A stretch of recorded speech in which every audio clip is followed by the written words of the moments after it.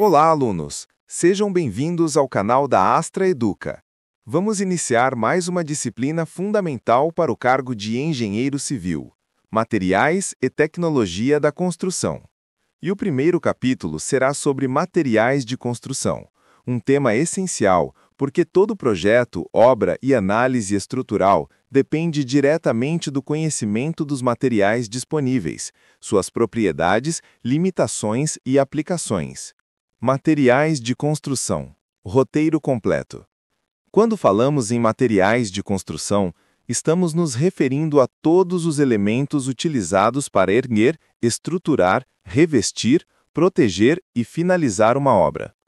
Eles determinam o desempenho, a durabilidade, o custo e até mesmo a sustentabilidade do empreendimento.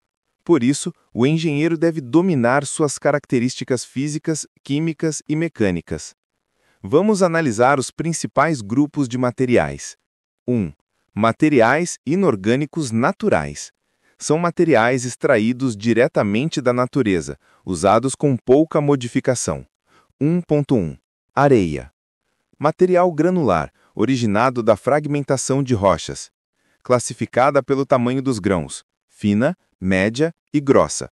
Usada para argamassas, concretos e nivelamentos. Deve estar livre de sais, matéria orgânica e argila. 1.2. Brita. Agregado graúdo proveniente do britamento de rochas. Classificações: brita 0, 1, 2, 3, pedra de mão. Utilizada em concretos, drenagem e bases de pavimento. Argila. Solo com alta plasticidade e grande capacidade de retenção de água. Base para tijolos cerâmicos, telhas e materiais refratários. Rochas. Usadas em muros de contenção, revestimentos, fundações diretas, tipo pedra britada compactada, lajões e decoração. 2. Materiais cerâmicos. Produzidos pela queima de argilas. 2.1. Tijolos e blocos cerâmicos. Aplicados em alvenaria de vedação e estrutural. Características: resistência moderada, boa durabilidade, custo acessível. 2.12. Telhas cerâmicas. Resistentes ao fogo, boa durabilidade e estética tradicional. 2.3. Revestimentos cerâmicos. Azulejos e porcelanatos. Resistências variadas para paredes, pisos e áreas molhadas. 3. Materiais metálicos. Extremamente importantes para estruturas e sistemas construtivos. 3.1. Aço. Alta resistência mecânica. Usado em armaduras de concreto armado, estruturas metálicas, perfis, treliças, cabos e fixadores. Propriedades: ductibilidade, soldabilidade, resistência à tração. 3.2. Alumínio. Leve, resistente à corrosão e altamente moldável. Aplicações: esquadrias, painéis, fachadas, coberturas. 3.3. Cobre. Excelente condutor elétrico e térmico. Utilizado em instalações elétricas e hidráulicas especiais. 4. Materiais à base de cimento. 4.1. Cimento Portland. Principal aglomerante da construção. Tipos: NBR 16697, CP1, CP2, CP3, CP4, CP5, RS, BC e outros. Reage com a água formando concreto e a argamassa. 4.2. Concreto. Mistura de cimento, água, areia e brita. Pode ser convencional, autoadensável, leve, pesado, bombeável, projetado, etc.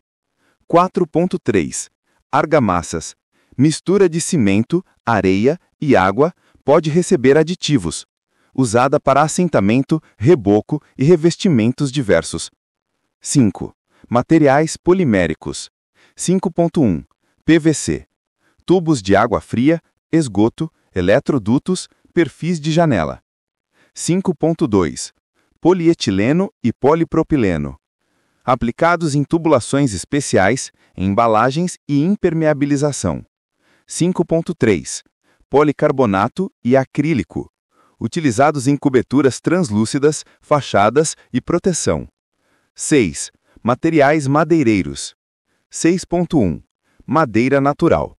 Usada em coberturas, estruturas temporárias, formas de concreto, mobiliário e pisos. Propriedades variam conforme a espécie, densidade, resistência, comportamento à umidade. 6.2. Compensados e MDF. Produtos industrializados. Usados em divisórias, móveis, formas, painéis e acabamentos. 7. Materiais para impermeabilização. 7.1. Mantas asfálticas. Aplicadas a quente ou a frio. Usadas em lajes, coberturas e áreas molhadas. 7.2. Produtos poliméricos líquidos. Formam uma membrana contínua, flexíveis e adaptáveis a superfícies irregulares. 7.3. Aditivos impermeabilizantes. Misturados ao concreto ou à argamassa. 8. Materiais para acabamento. 8.1. Tintas. Protegem e decoram. Tipos: acrílicas, epóxi, esmalte sintético, PU, etc. 8.2. Revestimentos: cerâmicos, laminados, vinílicos, pedras naturais, MDF. 8.3. Gesso. Aplicado em sancas, molduras, forros e divisórias. Gesso acartonado. 9. Propriedades essenciais dos materiais. O engenheiro deve sempre considerar características como resistência mecânica, durabilidade, absorção de água, massa específica, condutividade térmica e acústica, reação ao fogo, ductibilidade e maleabilidade, compatibilidade entre materiais.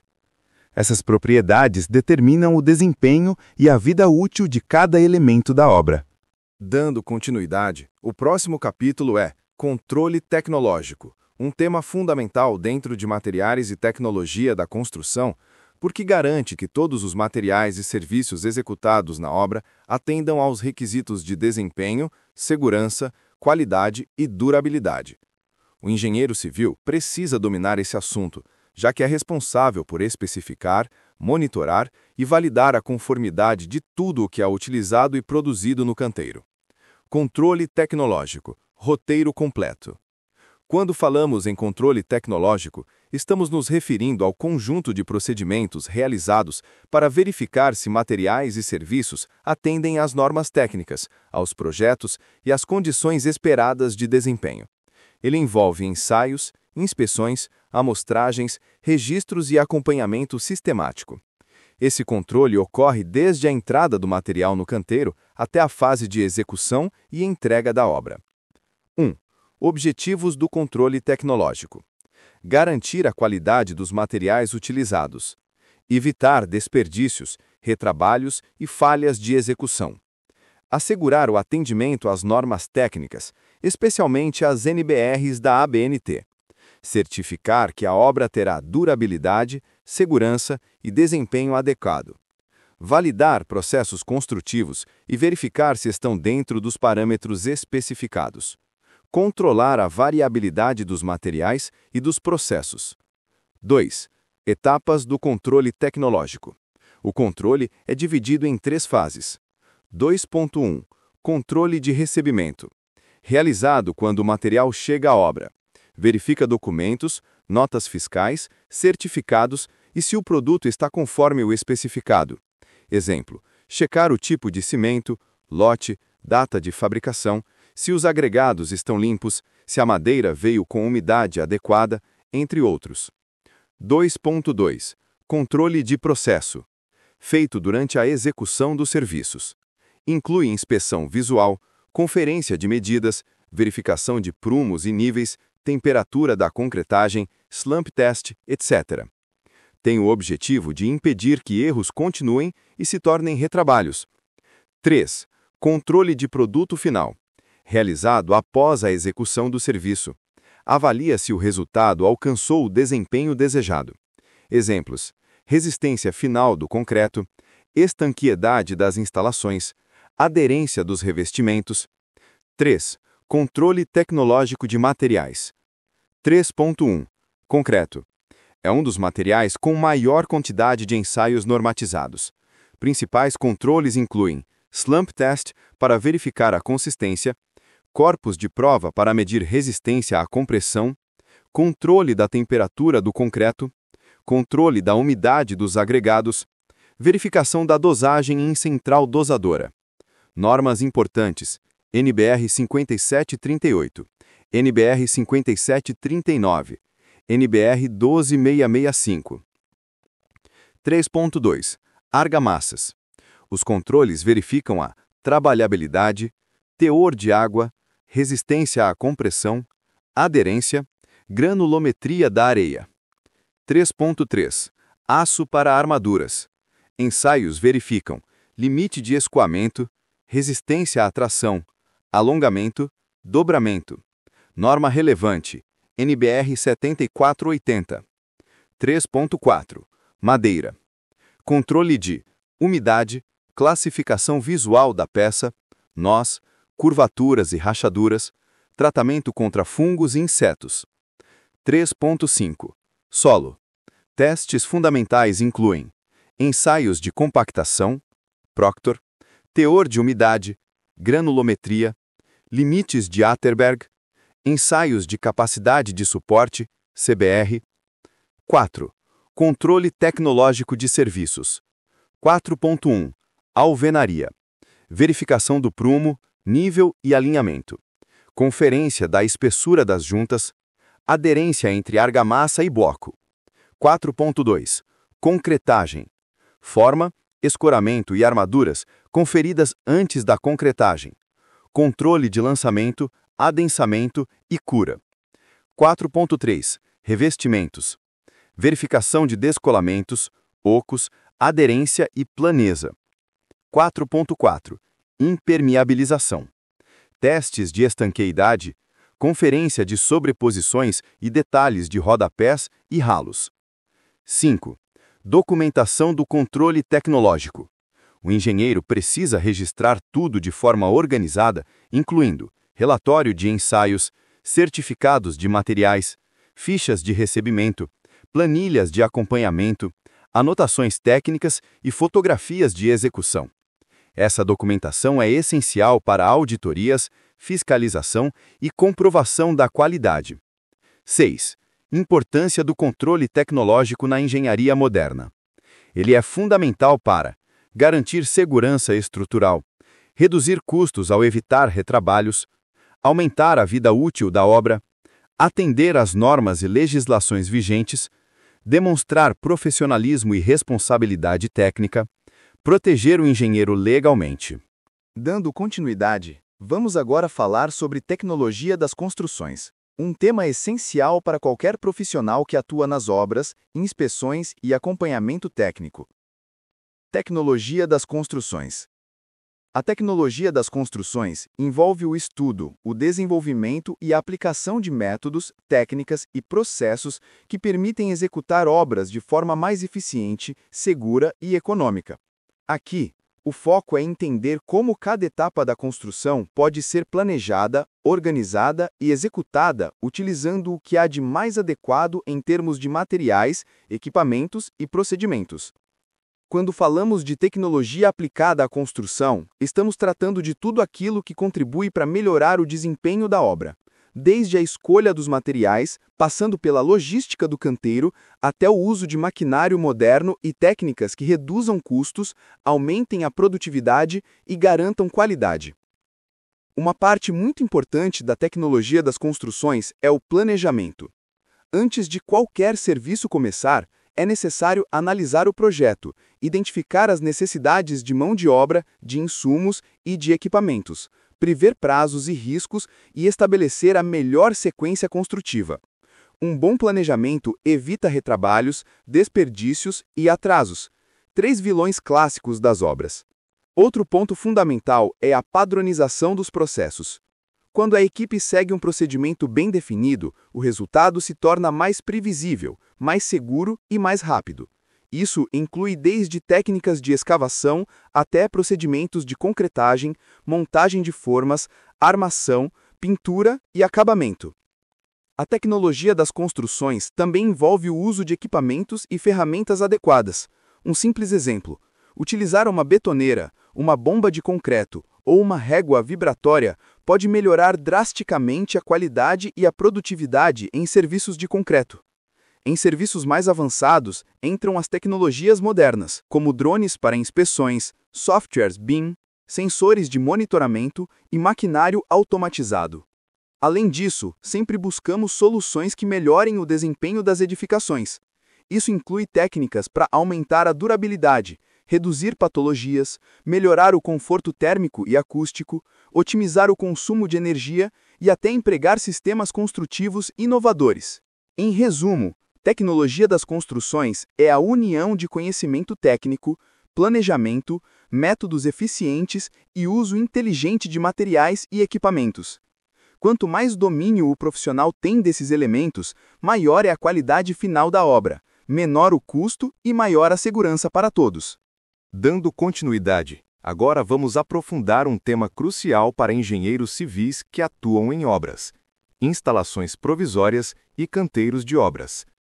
Aqui vou explicar de forma completa, técnica e clara, exatamente como um professor especialista ensinaria para candidatos de alto nível.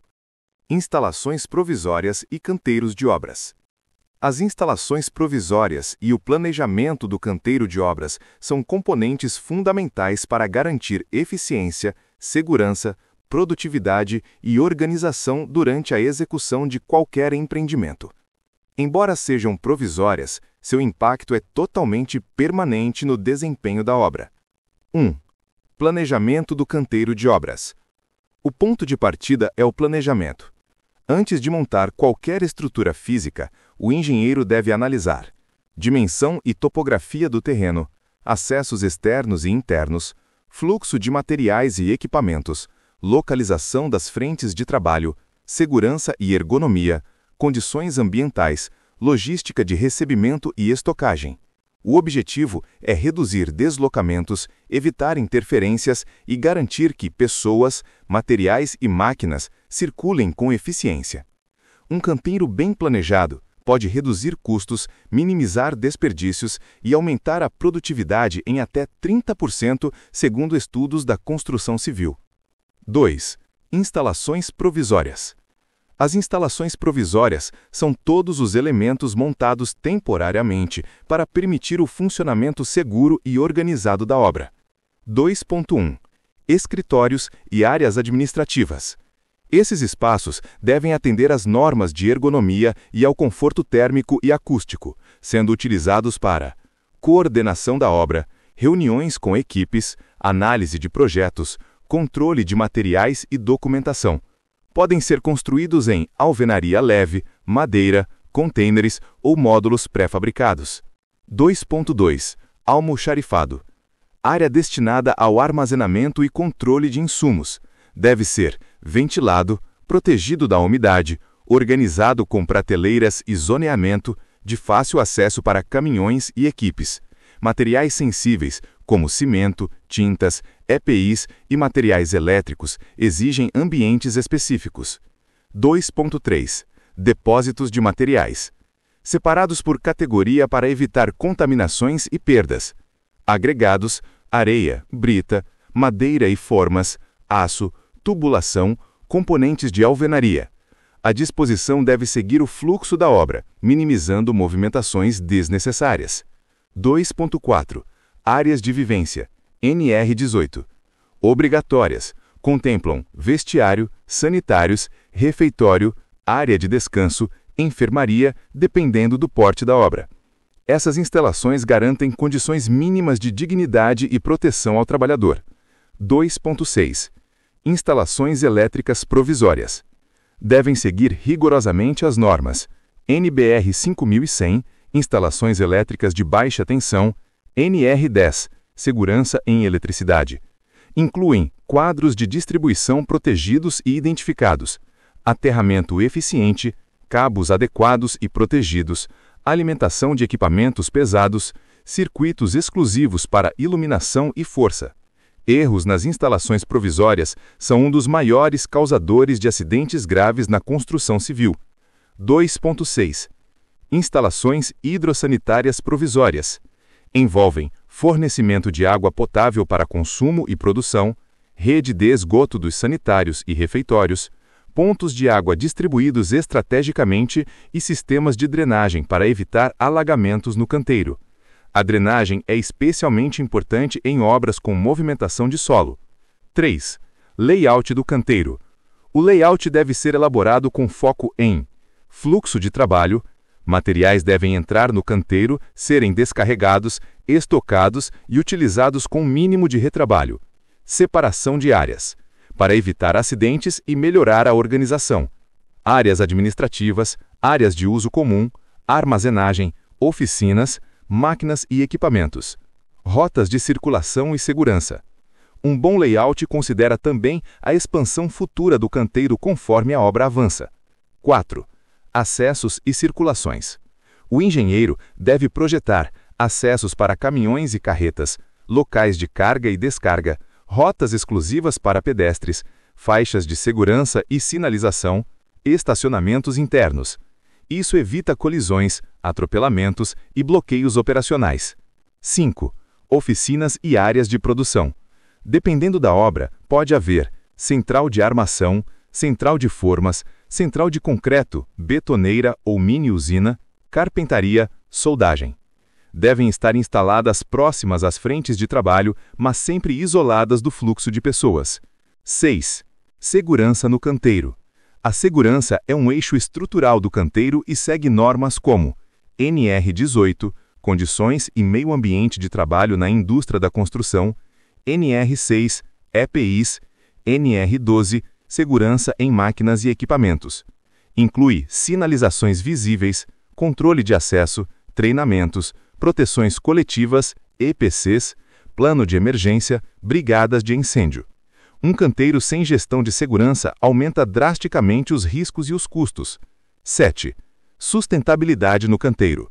Práticas modernas incluem gestão e segregação de resíduos, CONAMA 307, reaproveitamento de água, controle de poeira, minimização de impactos ambientais, uso eficiente de energia, armazenamento correto de produtos químicos. Cada vez mais exigido em concursos e na prática profissional. 8. Encerramento e desmobilização. No fim da obra, o canteiro deve ser desmontado de forma planejada. Retirada das instalações provisórias, limpeza da área, destinação correta dos resíduos, restauração de áreas afetadas. Essa etapa também faz parte do ciclo do empreendimento. Dando continuidade ao próximo capítulo é recebimento, controle e armazenamento de materiais. Um dos temas mais cobrados para engenheiros civis e fundamental para garantir qualidade, produtividade e redução de desperdícios na obra. Recebimento, controle e armazenamento de materiais. A gestão eficiente de materiais é um dos pilares da engenharia de produção aplicada à construção civil. Ela impacta diretamente no custo final da obra, na qualidade dos serviços executados e no cumprimento dos prazos. Qualquer falha nessa etapa pode gerar retrabalho, desperdício, atrasos ou até mesmo patologias estruturais. Vamos aprofundar cada fase desse processo: recebimento, controle e armazenamento. 1. Recebimento de materiais. O recebimento é a primeira barreira de qualidade. O engenheiro deve garantir que tudo o que chega à obra atende às especificações de projeto, normas técnicas e requisitos de desempenho. 1.1. Conferência documental. Antes de descarregar o material, deve-se verificar nota fiscal, certificados de conformidade, relatórios de ensaios quando aplicável, datas de fabricação e validade, lote e rastreabilidade, atendimento às normas, como NBR 16697 para cimento, NBR 7480 para aço, etc. Essa etapa evita que materiais fora das normas entrem na obra. 1.2. Inspeção física e dimensional. Após validação documental, inspeção visual e dimensional. Integridade, sem trincas, corrosão, deformações, cor, densidade, odor ou textura, no caso de tintas, aditivos, argamassas. Granulometria e limpeza, areia e brita. Umidade, cimento, gesso, madeira. Dimensões e tolerâncias, tubulações, perfis metálicos, peças pré-moldadas. Caso haja não conformidades, o material deve ser rejeitado ou segregado para inspeção mais rigorosa. 1.3. Ensaios de recebimento. Alguns materiais exigem ensaios no ato da entrega, como slump test do concreto, massa específica e absorção de agregados, ensaio de tração do aço CA50, CA60, ensaios de consistência de argamassas, verificação de estanqueidade de tubulações. O engenheiro deve garantir que a obra sempre dispõe de laboratório ou empresa contratada para esses ensaios. 1.4. Registro de entrada. Todo recebimento deve ser registrado em planilhas de controle, sistema ERP ou software de obra, diário de obra, mapas de estoque. Esse registro permite rastrear materiais utilizados em cada etapa. 2. Controle de materiais. O controle busca assegurar que os materiais sejam utilizados corretamente, sem perdas e dentro das especificações técnicas. 2.1. Controle quantitativo. Consiste em acompanhar entradas, saídas, consumo planejado versus consumo real, estoque mínimo, geração de perdas. Isso ajuda a evitar falta de material, excesso de estoque e compras emergenciais, que costumam ser mais caras. 2.2. Controle qualitativo. Envolve certificação de que o material armazenado mantém suas propriedades, monitoramento de validade, verificação contínua das condições de estocagem, rotatividade do estoque, FIFO, First In, First Out. Materiais como cimento, tintas e produtos químicos têm validade e degradação acelerada por calor e umidade. 2.3. Controle de perdas. O engenheiro deve medir perdas operacionais e desenvolver ações como melhorias de layout, treinamento da equipe, redução de retrabalho, armazenagem adequada, revisão de processos. A ABNT NBR 15575 e o PBQPH exigem controle rigoroso de perdas. 3. Armazenamento de materiais. Cada tipo de material exige cuidados específicos. Um armazenamento incorreto pode comprometer a qualidade e causar prejuízos significativos. 3.1. Materiais cimentícios. Cimento, cal, gesso devem ser armazenados em ambientes secos e ventilados. Piso elevado, evitar contato com umidade, pilhas com no máximo 10 sacos por camada, sistema FIFO para consumo. A umidade pode inutilizar material antes mesmo do uso. 3.2. Agregados. Areia, brita, armazenar em baias separadas, não diretamente no solo. Proteger contra a chuva para evitar variação da umidade, evitar mistura de materiais, contaminação granulométrica. A umidade excessiva altera traços de concreto e argamassa. 3.3. Aço para armaduras. O aço deve ficar sobre estrados de madeira, coberto, mas ventilado, distante do solo para evitar corrosão, com etiquetagem dos lotes. Armaduras prontas devem ser armazenadas próximas às frentes de trabalho. 3.4. Madeiras e formas. Empilhamento estável, ambientes cobertos, proteção contra pragas e umidade, rotatividade correta para evitar empenamento. 3.5. Materiais elétricos e hidráulicos. Esses são altamente sensíveis. Armazenar em almoxarifado fechado, separar por tipo e dimensão, evitar empilhamento que cause deformação, proteger terminais e conexões, conferir a integridade das embalagens. 3.6. Produtos químicos e tintas. Exigem atenção especial. Ambiente fresco e ventilado, longe de fontes de ignição, estocagem de acordo com fichas FISPQ. Separação entre inflamáveis, corrosivos e tóxicos. 3.7. Equipamentos e ferramentas. Devem ser guardados em local seguro, mantidos sob controle de retirada e devolução, revisados periodicamente, lubrificados e limpos, registrados em planilhas de manutenção. Isso evita paralisações e falhas durante o uso. 4. Ergonomia e segurança no armazenamento. O armazenamento deve seguir normas como NR11, transporte, movimentação, armazenamento e manuseio de materiais. NR18, indústria da construção. NR6, EPIs. Inclui proteções contra a queda de objetos, afastamentos de circulação, sinalização adequada, iluminação suficiente, evitar alturas superiores ao limite permitido para empilhamento. 5. Sistemas de gestão. A obra moderna utiliza ferramentas digitais para controle. BIM 4D, 5D, sistemas ERP, planilhas integradas, aplicativos de apontamento de estoque, QR Code para rastreabilidade. Engenheiros com domínio desses sistemas têm desempenho superior e são bem avaliados em concursos. Dando continuidade, o próximo capítulo é Sistemas Construtivos Prediais e Industriais, um tema essencial para engenheiros civis, pois envolve entender as diferentes tecnologias, métodos executivos e critérios de escolha para garantir desempenho, produtividade, custo adequado e segurança nas obras. Sistemas construtivos. Os sistemas construtivos representam um conjunto de elementos, técnicas e materiais utilizados para conceber uma edificação. Eles definem como a estrutura será montada, como as paredes serão erguidas, como os fechamentos serão feitos e como os subsistemas, instalações, revestimentos, cobertura e fundação se integrarão.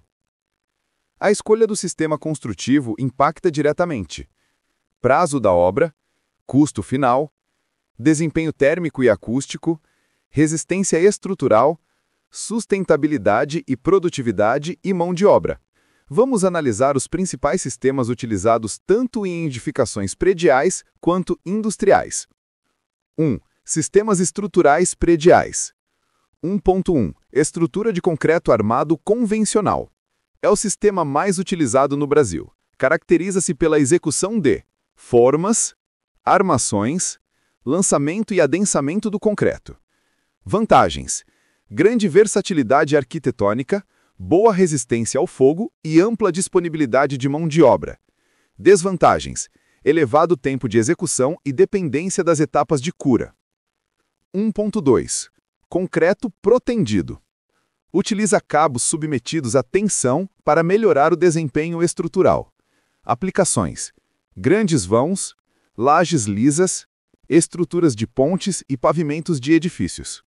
Benefícios: redução de deformações, diminuição de fissuras e economia de concreto. 1.3. Alvenaria estrutural.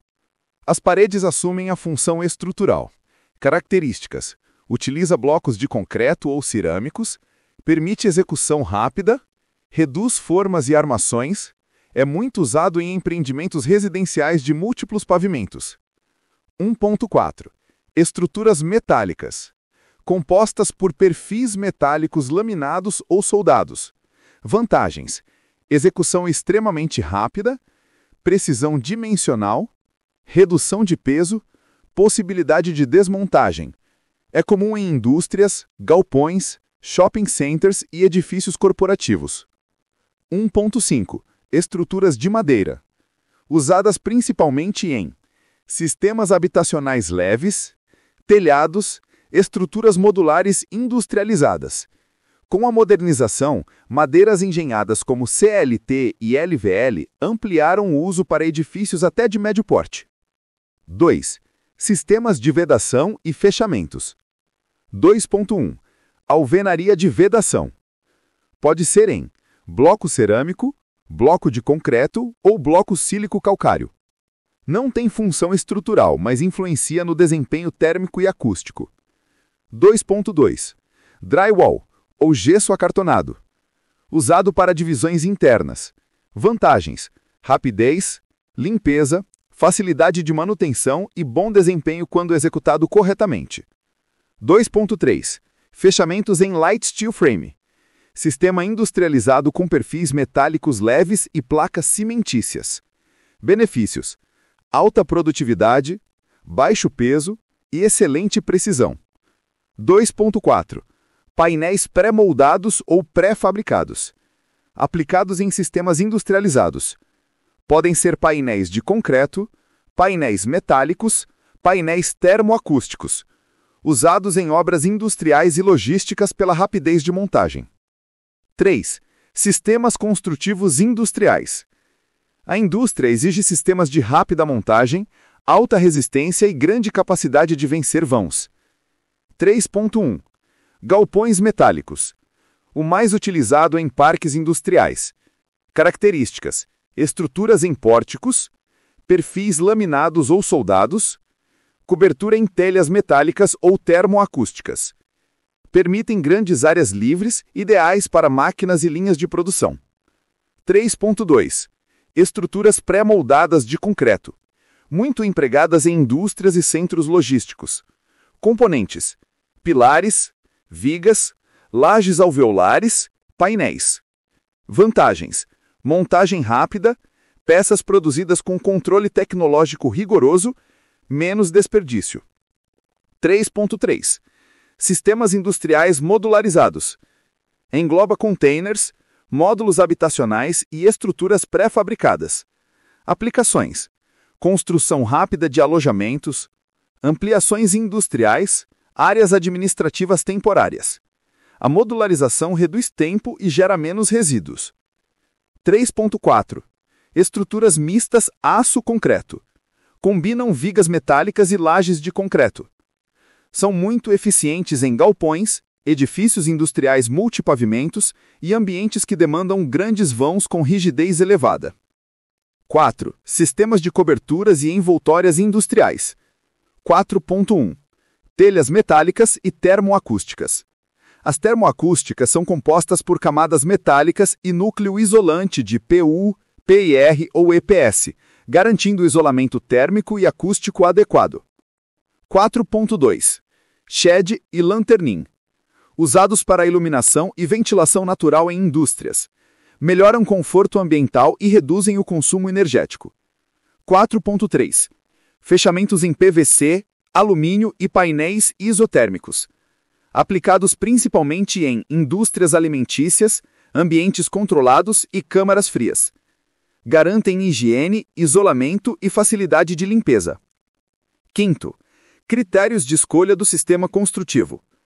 Para selecionar o sistema adequado, o engenheiro deve considerar tipo e finalidade da edificação, prazo disponível, custo total e custo ao longo da vida útil, disponibilidade de mão de obra, condições climáticas, logística de canteiro e transporte, requisitos de desempenho da NBR 15575, sustentabilidade e impacto ambiental. Essa análise evita escolhas equivocadas e garante melhor desempenho da obra. 6. Industrialização e construção off-site. Tendência crescente no setor. Componentes produzidos em fábricas, menor interferência climática, redução de resíduos, maior precisão, obra mais limpa e rápida. A construção modular e o uso de BIM integram o planejamento e o processo de execução. Dando continuidade, o próximo capítulo é Patologia e Manutenção nas Construções. Um tema fundamental para engenheiros civis, porque trata das causas, identificação, prevenção e correção de problemas que comprometem o desempenho, a durabilidade e a segurança das edificações. Patologia e manutenção nas construções. A patologia das construções estuda as manifestações anômalas presentes em edificações, ou seja, todos os defeitos, falhas ou deteriorações que surgem ao longo do tempo. O objetivo é identificar causas, mecanismos de degradação e soluções adequadas, garantindo vida útil e segurança. Já a manutenção é o conjunto de ações planejadas para preservar ou restaurar o desempenho previsto em projeto. A NBR 15575 e a NBR 5674 são referências essenciais nesse tema, estabelecendo diretrizes de desempenho, vida útil e manutenção predial. 1. Entendendo as patologias nas construções. As patologias podem surgir devido a falhas de projeto, projetos mal dimensionados, incompatibilizados ou com detalhes inadequados. Erros de execução, má qualidade da mão de obra, ausência de controle tecnológico, cura inadequada, uso incorreto de equipamentos. Materiais inadequados ou defeituosos, materiais de baixa qualidade, armazenados incorretamente ou aplicados fora das recomendações técnicas.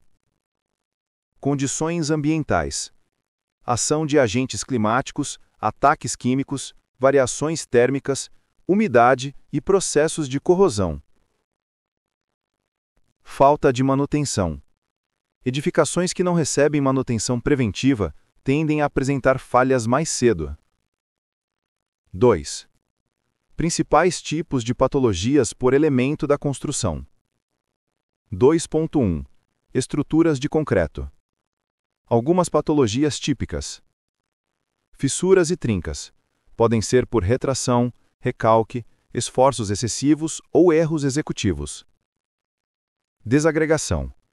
Perda de partículas devido à cura inadequada ou ataques químicos.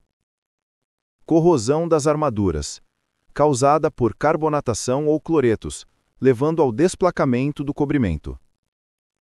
Eflorescências. Cristais brancos na superfície resultantes da migração de sais solúveis. A corrosão é uma das mais graves, pois compromete diretamente a capacidade resistente da estrutura. 2.2. Alvenaria. Problemas comuns. Fissuras por movimentação térmica, falhas de amarração entre paredes, infiltrações por juntas mal executadas, deslocamento de paredes por empuxos ou recalques. 2.3. Revestimentos argamassados. As manifestações mais recorrentes incluem bolhas, destacamentos, fissuras e mapeamento.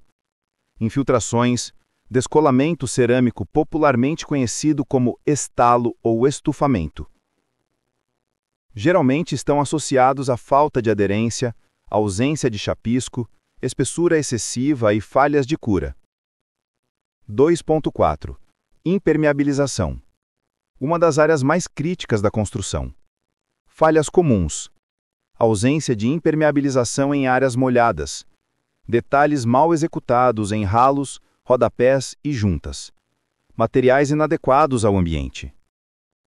As falhas de impermeabilização levam à infiltração, mofo, corrosão e degradação acelerada dos elementos construtivos. 2.6. Coberturas.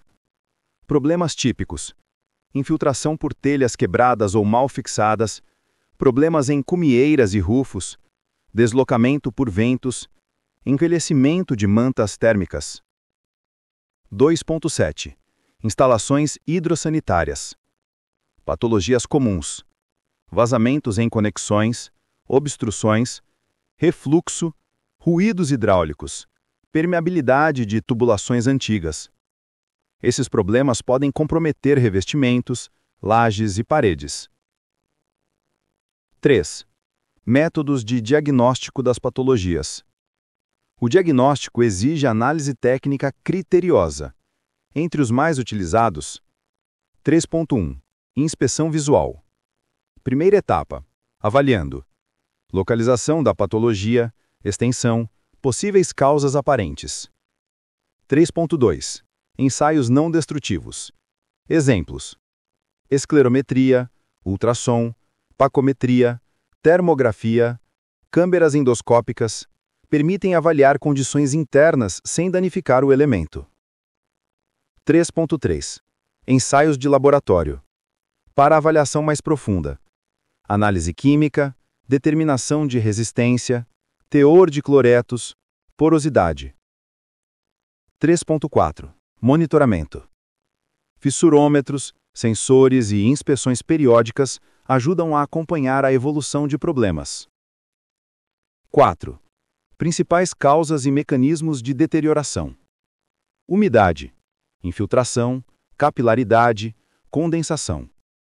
Agressividade ambiental: cloretos, SO2, CO2. Movimentações higrotérmicas: sobrecargas e esforços não previstos. Fadiga estrutural. Ataques biológicos. Incompatibilidade entre materiais, exemplo, juntas rígidas em áreas sujeitas à movimentação. Compreender o mecanismo é crucial para propor a solução correta. 5. Classificação da gravidade das patologias. As manifestações podem ser classificadas como leves, sem risco imediato, afetam estética. Moderadas, requerem correção para evitar evolução. Graves, comprometem segurança e exigem intervenção urgente. Críticas, podem causar colapso estrutural ou envolver instalações perigosas. 6. Manutenção predial. Tipos e objetivos. A manutenção é fundamental para garantir a vida útil prevista em projeto. Meio ponto 1. Manutenção preventiva. Realizada periodicamente para evitar falhas. Inclui limpeza de calhas, vistoria de telhados, verificação de juntas, pinturas de proteção, revisão das instalações. Meio ponto 2. Manutenção corretiva. Executada após a ocorrência da falha. Pode ser planejada, quando a falha não compromete imediatamente o sistema. De urgência, quando há risco ou interrupção do uso. Meio ponto 3. Manutenção preditiva. Usa monitoramento contínuo para prever falhas. Exemplo: sensores estruturais, medição de vibração, termografia em instalações. A NBR 5674 define diretrizes para sistemas de manutenção obrigatórios para qualquer edificação. 7. Estratégias de recuperação e reforço. Dependendo da patologia, são utilizadas técnicas como injeção de cauda ou resinas, reconstituição de cobrimento, tratamento anticorrosivo, reforço com chapas metálicas, aumento de seção, encamisamento, reforço com fibra de carbono, substituição de elementos degradados. A escolha depende da gravidade, causa e custo-benefício. 8. Importância do manual de uso, operação e manutenção. Toda edificação deve contar com um manual, conforme a NBR 14037, contendo manutenções obrigatórias, periodicidade, limitações de uso, cuidados específicos por sistema. A falta de manutenção é uma das principais causas de patologias no Brasil. Dando continuidade à nossa disciplina de materiais e tecnologia da construção, agora vamos tratar de um tema extremamente relevante na prática profissional e muito cobrado em provas: melhorias, reformas e retrofit. Esses três conceitos fazem parte do ciclo de vida das edificações e estão ligados à manutenção, à modernização e ao aumento de desempenho das construções existentes. Vamos direto ao conteúdo. 1. Conceito de melhorias. As melhorias são intervenções destinadas a elevar o desempenho, conforto ou funcionalidade de uma edificação, sem necessariamente alterar sua estrutura ou ampliar áreas. Normalmente incluem melhorias estéticas, pintura, revestimentos novos, paisagismo, melhorias funcionais, isolamento acústico, novo layout interno, substituição de elementos antigos por outros mais eficientes, pequenas atualizações tecnológicas. Geralmente, são intervenções de baixo ou médio impacto, realizadas sem necessidade de grandes adequações estruturais. 2. Reformas. A reforma já é um processo mais amplo, podendo envolver alterações parciais ou significativas na estrutura, nos sistemas ou na organização espacial do imóvel. Segundo a legislação, exemplo, ABNT NBR 16280, reforma em edificações, podem envolver alteração estrutural ou substituição de elementos estruturais, mudança de layout que envolve demolições ou construções internas, alterações em sistemas elétricos, hidrossanitários, gás, climatização, correções por desempenho insuficiente ou atualização a normas atuais. Características importantes: requer projeto técnico, ART ou RRT, deve seguir plano de gestão de riscos, exige controle de materiais e precisa verificar compatibilidade com o sistema estrutural existente. 3. Retrofit. O retrofit é um nível mais complexo de intervenção. É um processo de modernização profunda de edificações antigas, buscando torná-las compatíveis com padrões atuais de segurança, desempenho, conforto e eficiência energética. O retrofit não é apenas reforma, é renovação tecnológica. Mantém-se o valor histórico, arquitetônico ou estrutural da edificação, mas ela é atualizada para padrões modernos. Exemplos típicos: modernização completa das instalações, elétrica, hidráulica, climatização, reforço estrutural, substituição de fachadas por sistemas mais eficientes, exemplo, pele de vidro. Implantação de sistemas inteligentes, automação predial, adequação a normas de acessibilidade e incêndio. Atualização de elevadores e sistemas de ventilação e proteção contra descargas atmosféricas. Esses projetos exigem levantamento cadastral detalhado, as-built, diagnóstico patológico da estrutura, avaliação de compatibilidade espacial, laudos de estabilidade, planejamento executivo em fases, obra em operação. 4. Diagnóstico e planejamento. Antes de qualquer intervenção, deve-se realizar: a. Levantamento técnico. Medições, identificação de sistemas existentes, inspeção estrutural, mapeamento de patologias. B. Diagnóstico e laudo. O engenheiro avalia grau de deterioração dos elementos, risco estrutural, necessidade de reforços ou substituições, adequação às normas atuais.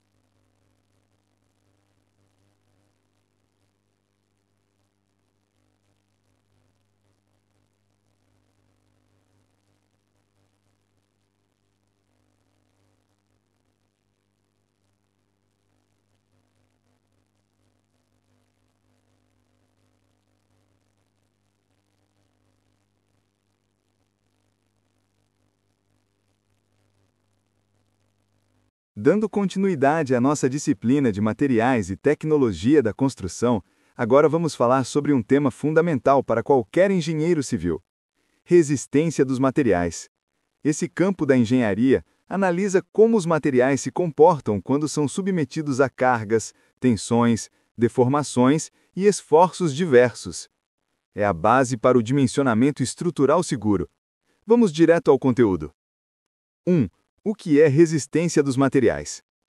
A resistência dos materiais estuda a relação entre tensão, força aplicada por área, deformação, variação de comprimento ou forma, propriedades mecânicas dos materiais, elasticidade, plasticidade, ruptura. O objetivo é prever como vigas, pilares, lajes e elementos em geral vão se comportar sob diferentes tipos de cargas e garantir que não ocorra falha estrutural. 2. Tensões, conceitos fundamentais. As tensões são classificadas principalmente em tensão normal. Ocorre quando a força é aplicada perpendicularmente à superfície da peça. Tração. Estica o material. Compressão. Comprime o material. Fórmula. Sigma é igual a F vezes A. Tensão de cisalhamento. Ocorre quando a força é paralela à área da seção. Fórmula. Tal é igual a V dividido por A. Tensão de flexão, gerada por momentos fletores. É máxima nas fibras extremas da peça. Fórmula básica. Sigma é igual a M vezes Y dividido por I, onde M é o momento fletor, Y é a distância ao eixo neutro, I é o momento de inércia. 3. Deformações. A deformação é a alteração de forma ou comprimento do corpo devido a uma carga aplicada.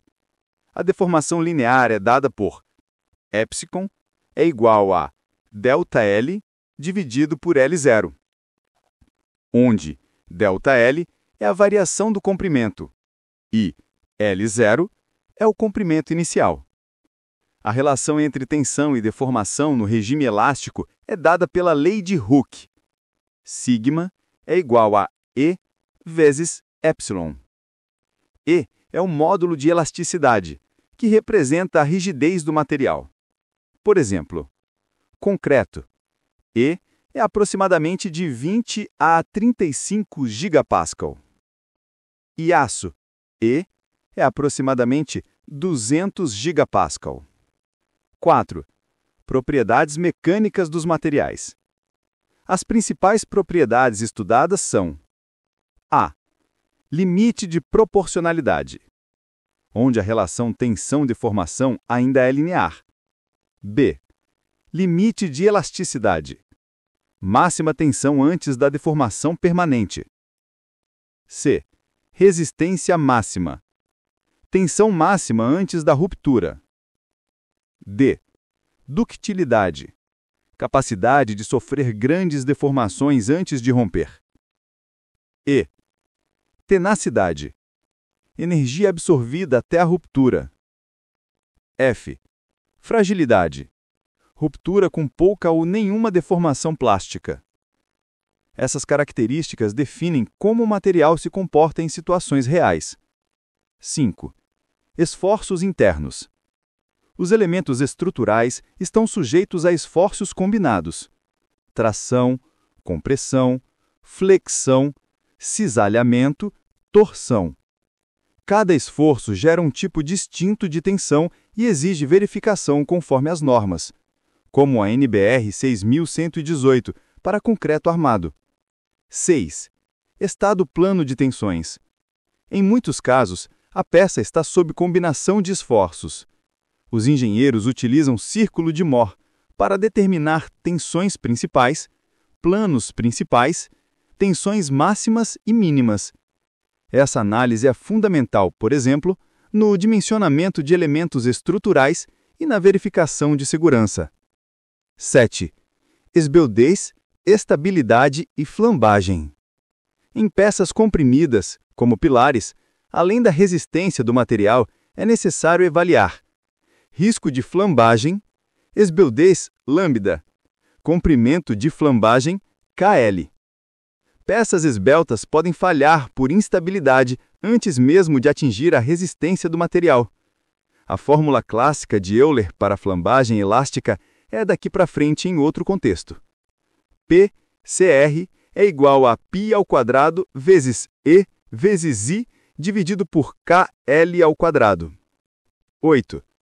Momentos de inércia e seção transversal. O momento de inércia define a rigidez à flexão da seção. Seções mais altas resistem muito mais à flexão. Por isso, as vigas metálicas do tipo I têm essa geometria, mais material nas extremidades, onde as tensões de flexão são maiores. 9. Segurança estrutural. A engenharia trabalha com tensões admissíveis ou estados limites, ELS e ELU. No Brasil, adota-se o método dos estados limites, norma NBR 8681 e NBR 6118, que utiliza coeficientes de segurança aplicados a ações, cargas, resistências dos materiais e combinações de carga. 10. Métodos de verificação. Entre os principais métodos utilizados estão cálculo de tensões normais e cisalhamento, diagramas de força cortante e momento fletor, análise de deformações e flechas, verificação de estabilidade, checagem de resistência última, avaliação de rigidez e deslocamentos admissíveis. 11. Aplicações na engenharia civil. A resistência dos materiais é essencial para dimensionamento de vigas e pilares, cálculo de lajes, projeto de estruturas metálicas, fundações e contenções, avaliação de patologias estruturais, reforço e recuperação de estruturas, análise de segurança em obras e edificações. É um dos pilares para o entendimento de concreto armado, estruturas metálicas, madeira e estruturas mistas.